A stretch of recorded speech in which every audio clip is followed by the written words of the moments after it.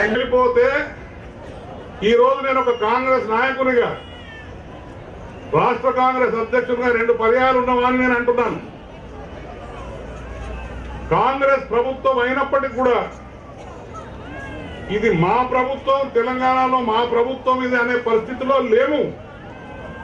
ఎందుకంటే పాలకులు ఈనాడు కాదు, గత 57 సంవత్సరాల నుండి ఈ ప్రాంతాన్ని చిన్నచూపు చూస్తూ వచ్చారు కనుక తొందరగా తేలిపోతే మన రాష్ట్రం మనకు, మన పాలన మనకు, ఈ రాష్ట్రాన్ని అభివృద్ధి పదంలో నడిపిస్తూ యావత్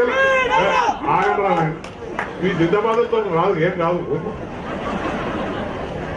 తెలంగాణ రాష్ట్రాన్ని, యావత్ రాష్ట్రాన్ని మనం అభివృద్ధి దిశలో నడిపించుకోవడానికి ప్రణాళికబద్ధమైన కార్యక్రమాలు తయారుగా పెట్టుకోండి కాంగ్రెస్ ప్రభుత్వం, కాంగ్రెస్ అధిష్టానం అనే మాట నేను మీకు మనవి చేస్తూ, మనందరి యొక్క సంకల్పన, ఒక నిర్దిష్టమైన సంకల్పన, మన రాష్ట్రాన్ని మనం సాధించుకోవాలని, దాన్ని గ్రహించిన సోనియా గాంధీ గారు ఈ రాష్ట్రాన్ని ప్రసాదించినందుకు, ఇవ్వడానికి నిర్ణయం చేసినందుకు మీ అందరి తరఫున వారి కృతజ్ఞత తెలియజేస్తూ, దీంట్లో ఏమాత్రం జాప్యం లేకుండా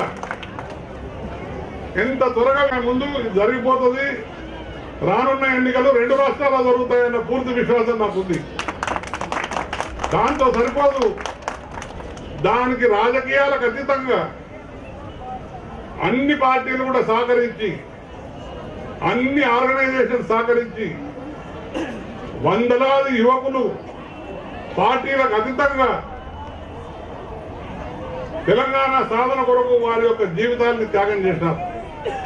ఆనాడు 69-70లో వారందరూ కూడా మనం జోహార్లు అర్పిస్తూ తొందరలో మన రాష్ట్రాన్ని ఏర్పాటు చేసుకొని సమైక్యంగా, సమిష్టిగా ఆ రాష్ట్ర అభివృద్ధి కొరకు అందరం కలిసి దోహదపడే రీతిలో కలిసి పనిచేద్దామనే మాట మనం చేస్తూ